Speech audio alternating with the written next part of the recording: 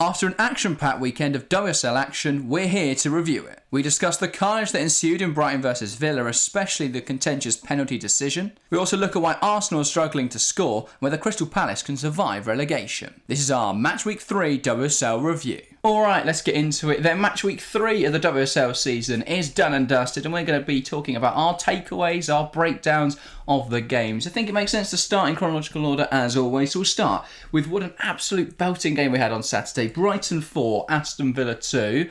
Harry, what was your immediate reaction watching the game? Wow. I mean, yeah, what a start to the game week it was. It was a brilliant game. I think this game week was one for the second halves of football, and it shows that you should watch the second 45 as well. But this was a really good game throughout. I think we knew going into this game that both sides had played quite well. They were, yes, I don't think Villa had got the results they wanted, but they'd played well. Brighton had picked up some decent results, so it was going to be an interesting game.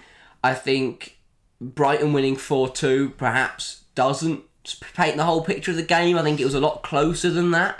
But it was, I think, what happened, I feel that the last 15-20 minutes just got really messy, especially for Aston Villa. Yeah. A lot happened towards the end of the game, which completely flipped the result, really. Yeah, definitely. Obviously, Rachel Daly opened the scoring with that early strike on 13 minutes. I thought it was really good movement from Daly, and that'll be a really underrated aspect of that goal, because people look at it and go, well, she just tucked it in.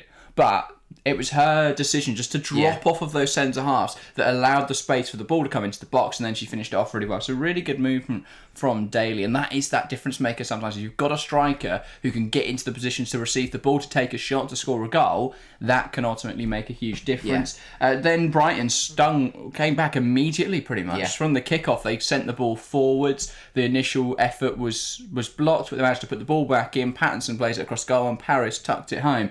Now, I thought Nikita Paris throughout the game actually gave them so much more in attacking areas. Yeah. And I know Kiko Seike's been really good in the opening few games, so you've now got a really tough call there if you're Dario Vidicic. But yeah, I think Paris has played very well and added a whole new dynamic to that attack. I think she's more direct. I think she's a better dribbler, a better finisher, more creative, and that really showed. Yeah, very much so. I like Nikita Paris. I think she's a very, I think she's a very sharp player. And in terms of, she's, as you say, with that directness, it's every time she gets the ball, the one thought in her head is, how can I score a goal? How can I create a goal? How can I make this move to end up with us finding the back of the net? And that is why she's such a dangerous player. And she put up some decent numbers last season at Manchester United, which proves that she still cuts it. And again, she's joined a very good Brighton side, and she's playing very, very well and delivering some really strong performances. Yeah, and then obviously score return provider, as Paris found Bremer with a pass, and Bremer managed to tuck that home. And at the break, Brighton led by 2-1. I think that was probably a fair assessment of the first half, a fair outlook on the first half. Villa had more shots, but the same number of shots on target, and both sides finished all their big chances. Brighton had 2, Villa had 1. Those resulted in the goals. I think the second half is where it started to get really messy. We saw obviously the Paolo Thomas red card and the subsequent penalty. The Daly penalty first as well. Oh yeah, sorry, the Daly penalty. I forgot about that one. So much happened. Yeah. Daly penalty on 55 minutes. In your books, penalty? Yeah, I think so. And when you give Rachel Daly an opportunity for the penalty spot, she's not going to miss it, is she? No, very much, and very much so. Very good striker. And then on 76 minutes, this is the much more controversial one for me, because I definitely think there's enough contact in there for a foul. I think there is enough contact in there for a foul. I saw people I've seen so many people on Twitter saying that it's a dubious penalty. It's certainly not a red card. I don't think it's as dubious a penalty as it seems. I've seen some people go, well, the ref should never give that, only gives it because Seike screams for it. But if I'm honest, Paolo Thomas isn't really looking at the ball, barges into the player. I can see why the penalty's given. For me, it's not a red card. I think the issue is there's no good angles of it. If she has led with an elbow, that's a red card. You could also claim it's a denial of a clear goal-scoring opportunity, which is obviously also a red card. I think a fairer outcome would have been a yellow. Yeah, when I initially saw it, I thought it was a red card. I've watched it back. I don't think it is a red card, but it's one of those where I think if you asked everyone to make what the referee's seen, Thomas's elbow flying to Seike's face, there's only really one outcome. For me, it's a silly thing to do. You put I don't think it's a red card, but Thomas has put herself in a position where she could be sent off, and you just can't afford to do that because it's not going to end well, and it didn't end well for her. And you just can't afford to put yourself in a position like that. You have to keep your arms down in the penalty area. You can't be swinging elbows around or arms around it in people's faces. It's as simple as that. Yeah, it's a shame because I think Thomas has been really strong for the first few game weeks. It's a shame to see obviously get sent off in this manner. Then we had Robinson and Pattinson have a little bit of a tussle, which was fun to watch. A bit of rivalry there. Obviously, former teammates. Robinson used to be at Brighton. And then Frank Kirby dispatched of the penalty. No surprises there. Then later on, Poppy Pattinson got a second yellow card. That was really silly. No real need for that. And then, but that was that wasn't really an issue as Brighton went on to get another goal. Michelle Aguimang, really well taken finish as she got in behind. So yeah, really good game for Brighton. I think they've started the season really strong. They probably deserved a goal against Man City, and if they had scored, that would have been a point and an unbeaten start to the season, and they'd be top of the league. But incredible stuff from Vidicic. But yeah, I think overall, really strong start. They've scored 4 goals against Aston Villa, 4 goals against Everton. I don't think them conceding 2 today is necessarily a huge issue because obviously you had a penalty in there and just a well-taken goal from Daly. So I don't think that's a huge issue. They're in really good form, Brighton, and they've got the fixtures there. They've got Crystal Palace up next. I think that is a game that, Palace look better this week, and we'll touch on that later, but I think that's a game they can win. Yeah. Then they've got Manchester United, who I don't think have looked brilliant, if I'm honest. They play Tottenham, obviously, as well in the intermittent week. So maybe there's a chance there for Brighton to take something from the game. But yeah, interesting game week. Aston Villa, it's been an okay start to the season. Yeah. I think they'd have wanted to take something from this game, though. I mean, I think so, yeah. They haven't had easy fixtures, to be honest. I think Chelsea, Tottenham, Brighton is pretty harsh, especially the form that Brighton are in. But yeah, I agree. I think they would have fancied themselves to get something from this. The fact they took the lead as well. For Villa, I think the performances have been there. This game, for me, the performance was there until the Thomas red card, and then things went very south. Yeah. But apart from that, I think the performances have been there this season for Villa. They just need to start getting points on the board, and against weaker oppositions, I think they will start to get points on the board. Yeah, probably. Let's move on to the Sunday then, where of course we didn't have that early morning kickoff, which is a shame because I'd have loved to see Chelsea beat Man United, but we didn't get to watch that. Instead, we had a lie-in and then got up for Manchester City versus West Ham. We watched in the first 45 before stream, and I've gone back and watched the second 45. It's a game where City dominated, quite frankly. Yeah. They probably should have scored more than they did. There's still a bit of wastefulness in front of goal, but they didn't have any issues here. They never looked like conceding, bar when Asahi scored, but obviously that was ruled offside. Yeah. Though that does present some issues because Yamashita was absolutely nowhere near saving that, and obviously Greenwood knocked it past her. But still, I still have huge doubts over Yamashita. Yeah. They play Barcelona this week, so it'll be interesting to see who starts there and whether that has a huge impact. But yeah, 71% possession is absolutely absurd. 21 shots to 6 on target to 3 on target. 4 big chances and 2 of those missed for City. This is the type of game for me though that shows why I don't think City will win the league this year, because and I might be wrong here because we've not really, we've only seen City play Arsenal, we've not seen City versus Chelsea. That'll be an interesting one, but Chelsea put 7 past Crystal Palace because once they'd got 2, they didn't just coast, they didn't let off the gas, they turned it up a notch and they threw on attackers and they went for more goals. City here, they brought on Shaw on 69 minutes, they brought on Miedemar at the half, they brought on Firmino, they brought on some defenders at the end. They didn't go for it at all, and they probably could have got a whole lot more goals in this game. West Ham have not looked very good. Even Manchester United put a few... United only put 1, didn't they? United got 3. Sorry, I was getting myself the Everton game. But yeah, City could have scored more here. I think good performance, good win, but if it does come down to goal difference, they're on +3 at the moment, Chelsea on +8, and that could be a huge difference. Yeah, I think there are some concerns. They are wasteful. They need to be more clinical in front of goal. Obviously, Keyshaw didn't start. Absolutely furious because I triple captained him. But I think that's a positive for City. They still won comfortably even without Shaw. That is good. And I think that's the difference between City and one other title rival we're about to get onto, is that City aren't very clinical, but they're still scoring goals to win games. Yes, they missed some big chances. Yes, they should have scored more, but at least they scored 2. Yeah. And that's the main thing. They won the game. It's 2-0. It's a clean sheet. It's a decent result. Yeah, indeed. And a player that perhaps won't get the plaudit she deserves, but Kirsten Kasper, absolutely phenomenal. Won 9 out of 9 duels. Incredible stuff. And obviously I captained her and used the wall in Fantasy WSL, so that worked out really nicely. City up next face Liverpool. Well, Barcelona obviously in the week in the Champions League, but then Liverpool after that.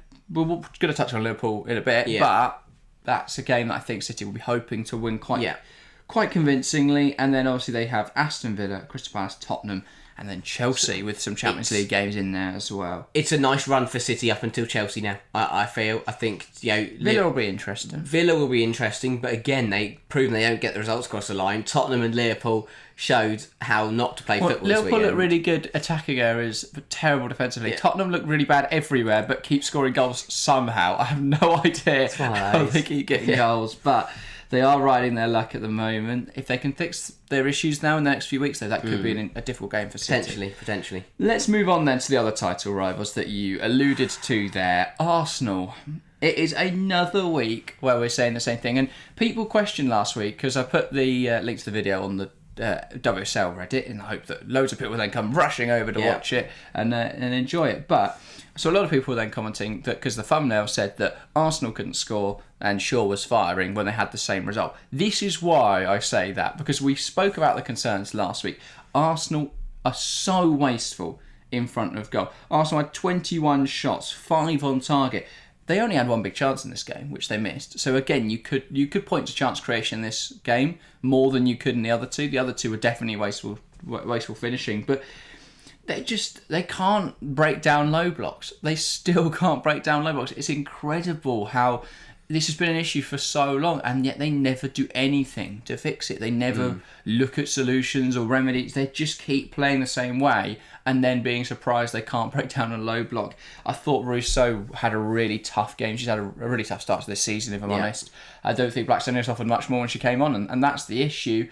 You've lost your difference maker in Vivian Miedemar to your title rivals in Manchester City, while your two strikers can't finish. I mean, it is truly a frustrating, ironic situation where I think the player that would make the big difference right now has just left on a free transfer to your biggest rivals. I think that's second biggest if you count, obviously Chelsea as well. But yeah, I think that's a source of real frustration for Arsenal. For Everton, it was a really good defensive performance. They just seemed to get in front of everything that Arsenal offered. I thought Courtney Brosnan was absolutely phenomenal throughout. But 5 shots on target in 90 minutes against a side who are fighting in the relegation zone. 69% of the ball.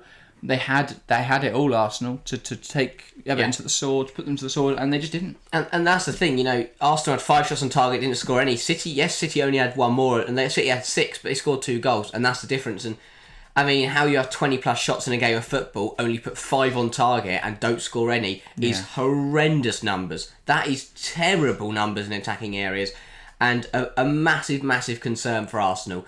The thing for Arsenal was that last season they were in the title fight until they lost at Stamford Bridge, and then they dropped points to weaker teams towards the end.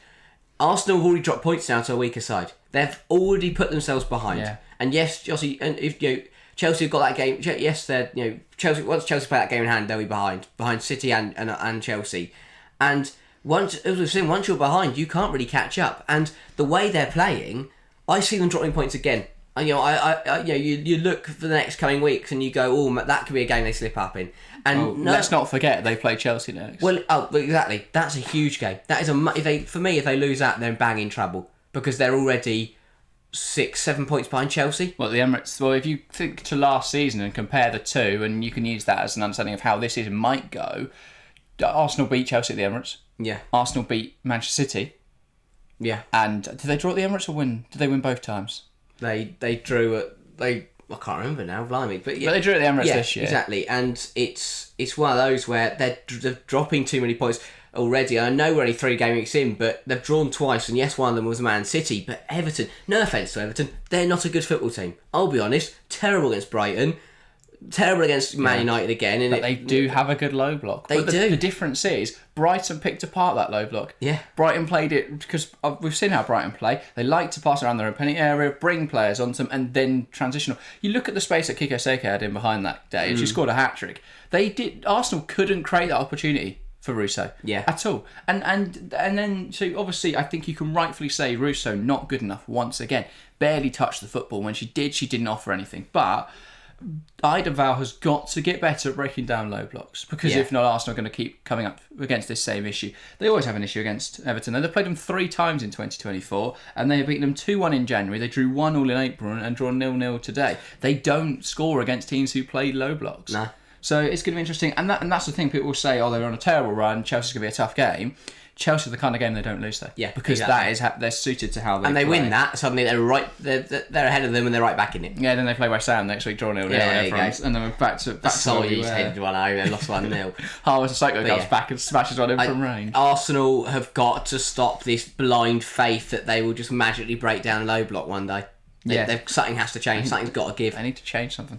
Indeed. Let's move on then to, a contender for best game of the weekend, up there with Brighton Aston Villa, was Tottenham versus Liverpool. I think the first half was a tough watch. We saw Kapok score after 10 minutes because Tottenham still can't play out from the back. Yeah. Obviously, then Spencer tried to play it out, fell to Kapok's. She finished it off really nicely.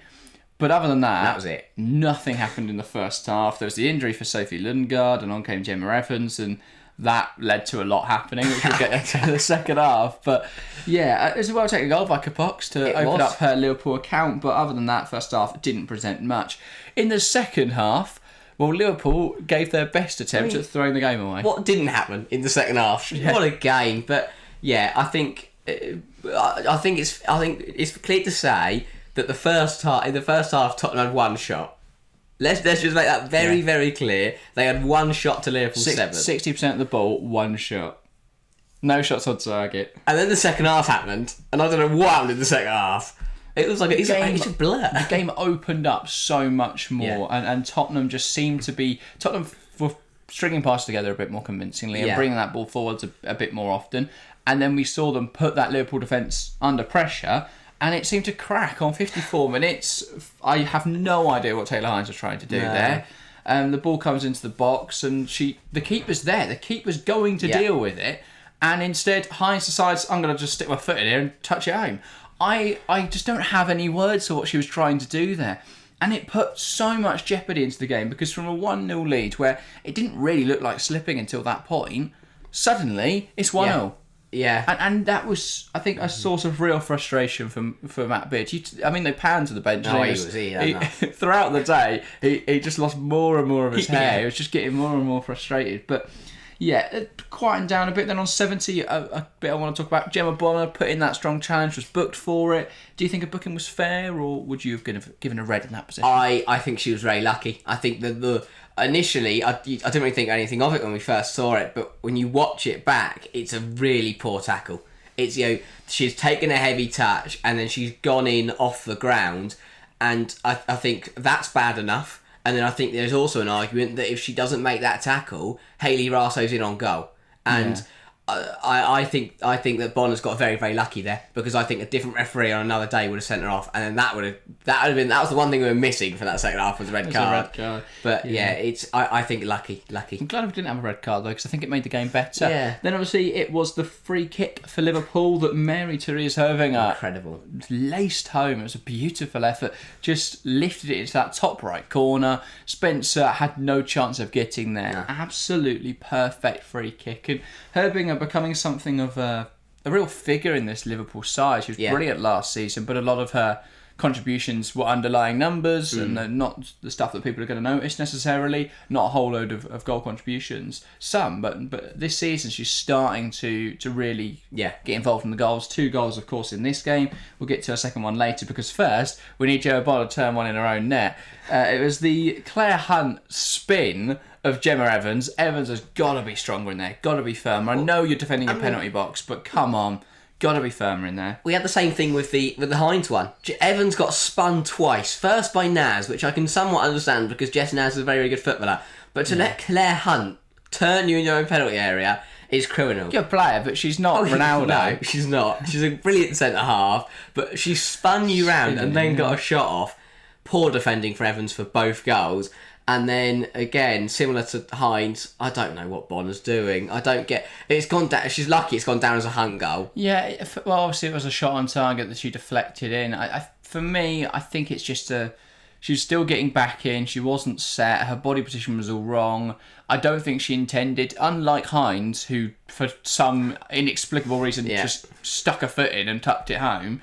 I don't think Bonner had any intention of touching that ball. Her body position just wasn't right. So if her body position was set correctly, then it would have deflected off her and out of play, or deflected away from her. Instead, because she seemed to just be like on the lean and falling over, it hit off her leg and into the goal. So bit of a frustrating one there, but that was then remedied by the late penalty. Do you think it was a pen? Yeah, I think so. It's one of those where, again, I think similar to what not similar to what Thomas did, but in terms of Neville has put herself in a position there where you've given the referee a reason to give a penalty.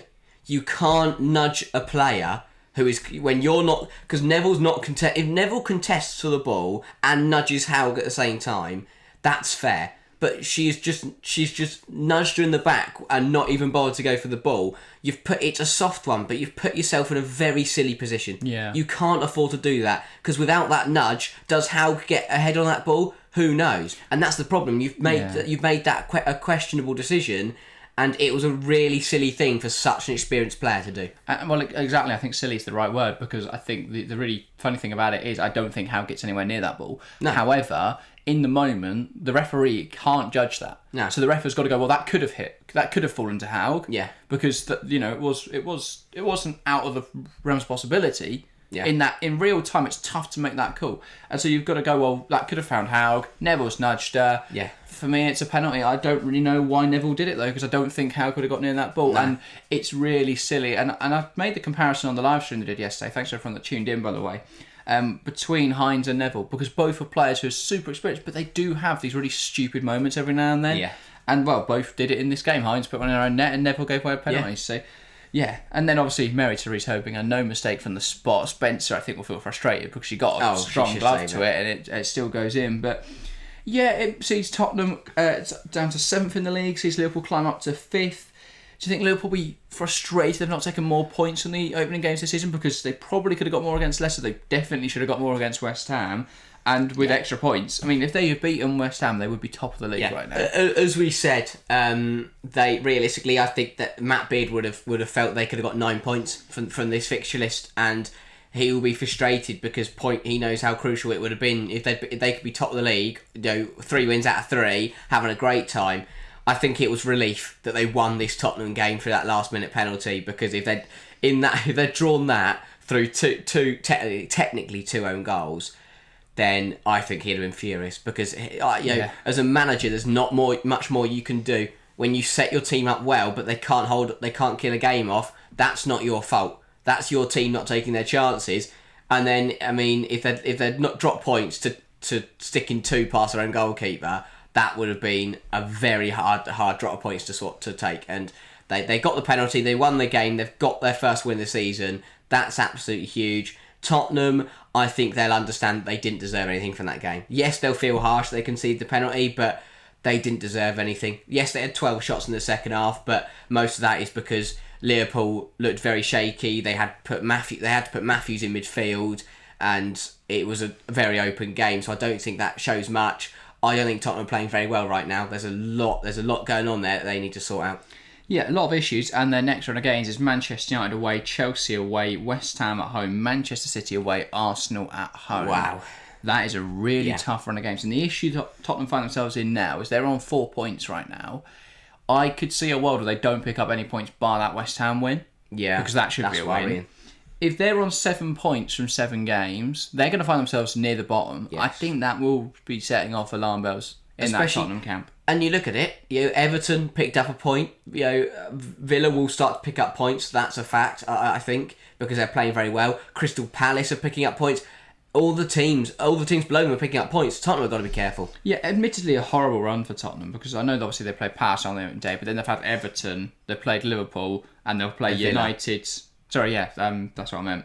Villa, Liverpool, then they play United, Chelsea, West Ham, City, Arsenal. They've got so many tough games to start the season. Once they get into that Christmas spell where they have Everton, Brighton, Leicester, Palace, they'll be able to regain some of those points there. But in the short term, they could look. I thought they just seem to have a horrible fixture list because all their tough games are sort of clustered together.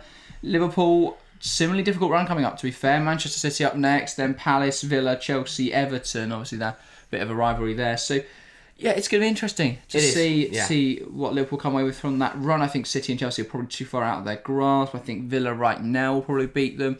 And then again, you talk about that run. If they only beat Everton and Palace in their next 5 games, suddenly they're only on 11 from 7. Yeah. Or 8 games, sorry. So I think, again, that could be a very difficult situation if they can't pick up points against Aston Villa, which they could. And if they win that, get something against City or Chelsea, they're looking in a really good position. So much could change over the next few weeks. We're only 3 games in, and we can't make too many judgments too soon. And let's talk on that final game then of the weekend. Leicester City 0, Crystal Palace 2. Shock result, I would say. Yeah. I think a lot of people would have expected Leicester to win this, and probably from the stats, they should have. They had so many opportunities, they just couldn't finish them off. They played Arsenal last week. They've taken too many pointers from them. But yeah, I thought Leicester were really good for large portions of the game, but Palace, Palace had all of the ball in the first half and they didn't really do anything with it. Yeah. They only had 4 shots, didn't look brilliant. Leicester had a big chance, they missed that. That was I think the cross swung into the box that then headed just wide. Really good opportunity. I think that's Tebow who missed that. So yeah, Palace had all the ball, did nothing with it. Once they gave away the ball in the second half, they only had 45% possession. They had 7 shots, 6 were on target, because they're so much better being that transitional team. So I think in that regard, they really flourished in that second half. I thought Annabelle Blanchard was absolutely phenomenal. Of course, getting that brace, the first goal was a really nice combination through the central area, which Leicester will be really concerned about, because you should not be played through that easily in that sort of position. And Blanchard strikes it from just inside the box. There's not really anything that Leipzig can do about it, but yeah, good goal from Blanchard. Then obviously the penalty. So clumsy from Ruby Mace. I think there'll be huge, frustration there, because that's not a challenge she needed to make. No. But yeah, obviously Blanchard finished it off. Really good result for Crystal Palace. 3 points on the board. And this is why we said, after the 7-0 loss to Chelsea, after the 4-0 loss to Tottenham, to not count them out just yet. Yeah. Because they are still a good team. I think they're so much stronger than what we've seen come up what we saw come up last season, obviously in Bristol City. I think they're going to offer a real challenge this season. And with how Everton look, with how West Ham look, Palace are in a good position to potentially stay up. Yeah, very much so. As you say, I think the results in the first 2 game weeks did not represent how they played. If you think about it, they were only 1-0 down to Tottenham at half time. They were only 1-0 down to Chelsea at half time. Yeah. And if you look at that first half against Chelsea, we saw that transitional threat. They sat deep, they came at Chelsea, and to be honest, they probably should have scored in that first half. And again, we saw it against Leicester. The difference is, Leicester aren't as good as Chelsea, so Palace could take that threat, and they did turn it into goals. And it was a thoroughly deserved win. They played very, very well. I think there's question marks and there's still a few things behind out at Leicester. They are still a decent team, and I think they will eventually come good, and they will get things working over there. But for Crystal Palace, they were set up superbly, and as you say, they've got the quality to get wins against teams like Leicester, and if they just keep grinding out points, then they're going to see themselves stay in the WSL. Yeah, and for Leicester, I wouldn't be worried just yet. Obviously, you're not going to win the league or anything, despite my early predictions of this season, but I think Mikel's a really good manager. I think once Mouchon is adapted to the league, and once Leicester start banging in goals, they're going to be a real force to reckon with. Again, here there were some really nice patterns.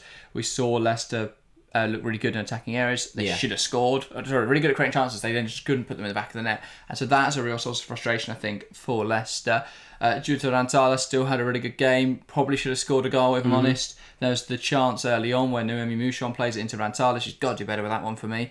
But yeah, I thought Leicester are a good side. They just look really poor here. But yeah, not an awful run for them coming out. They've already knocked off Arsenal and Liverpool and took a point from those first 2 games. If they'd won today, we're talking about that season in a completely different light. Up next, though, Aston Villa, Everton, Brighton, West Ham. Crunch time. They could take 12 from 12 there. They maybe 9 from 12 if we're saying that Brighton or Villa are really difficult games. But they could take 12 from 12. Suddenly they're on 13 points and from 7 games, and they're brilliant. And that's the thing. thing. United after that just gets easier. That's why it's such a big run, because it's I think it is reasonable to say they could take 12, but they could also only get 5. And by that, four. By that I mean they beat West Ham, they draw to Everton, lose to Villa and Brighton. So that is why it's such a big run. Beat United though. Probably, but that is it's crucial now for Leicester. Yes, it hasn't started well. I think it will come good, but at the end of the day, there's only 22 games. It's got to come good eventually. It does very quickly. I think they've had some really tough games to start this season, and I think now with games against Everton and West Ham coming up, where they will have a more enjoyable time in front of goal, I think that they can really hurt those teams. Okay. So I wouldn't be worried yet. If they come away from that run though and look in a bad position, then I think let's start worrying. But for now, they're probably in an all right position. So we have a look at the league table then and sort of summarise how everyone is doing. So obviously top of the table now, Manchester City climb above Chelsea. Obviously Chelsea not in action. Man City though, 7 points now, +3 goal difference. They've not scored a lot. They've not conceded many either. Chelsea, the team with the most goals in the league, joint with Brighton, but they haven't conceded yet, Chelsea. One of two teams that haven't conceded as of yet. Brighton in third, 6 points from their opening 3 games. Obviously, the only blemish there, that Manchester City game. Maybe if they're taking something from that, we're talking about them as title contenders. Alas, we're not just yet. And in fourth, also on 6 points, Manchester United, the other side that haven't conceded a goal yet. So that's a surprise. Then fifth in the table, it's Liverpool, 5 points from the opening 3 matches. They probably should have taken more than that. And Arsenal in 6, also on 5. They've only scored 3 goals this season, Arsenal. Real point of concern for them. Tottenham have scored 8 but have conceded 5 in probably the most interesting team to watch this season with 4 points on the board. They're in 7th. In 8th it's Crystal Palace. They have conceded 11 goals but they are now on 3 points after the win against Leicester this weekend. That sees them rise from bottom to 8th. 9th in the table, Aston Villa. Somehow, despite their good performances, they're only on a point so far. They have had a really tough run of fixtures though, to be fair. The next few games doesn't get any easier for Villa, but I think once they just get out of this run, they might beat United and teams like that anyway, so they could get some points there. Then they've got some nicer games and they can really, start to show their quality. Leicester City in 10th haven't shown their class just yet, but a point from their opening 3 games with some tough fixtures in there isn't too concerning. In 11th it's West Ham, and they picked up a big point last weekend against Liverpool. This weekend, well, did they show up against City? Not really. And then Everton, bottom of the table. A big point this weekend against Arsenal, but they are yet to score a goal, which will be a real point of concern again for Everton. But they've only conceded 5, so it's not awful. So yeah, that is our summary from Matchweek 3 of the 24-25 WSL season. It's been an interesting season so far. Remember, we are live in this midweek for the Champions League fixtures. Chelsea Real Madrid, we will not be streaming though, because we're at the game, but we will be live on Wednesday for both Bayern versus Arsenal and Manchester City versus Barcelona. 2 huge games. Yes. Very excited for those. Then we're back this weekend. Again, no Chelsea stream. Gutted, but we are at the Emirates, so not really gutted. Gonna love it. We'll try and put content from both the games out on our socials, so look out for that. On Sunday though, we will be live for both the fixtures. I believe it's Liverpool versus Manchester City and then Manchester United Tottenham, but it might be the other way around. I can't remember. But join us for both of them. Going to be very good. And yeah, we'll have another video out on Wednesday. We'll be previewing Man City Barcelona, so go and check that out when that drops. But that's everything from us today. Thank you guys very, very much for watching, and we'll see you next time. See ya.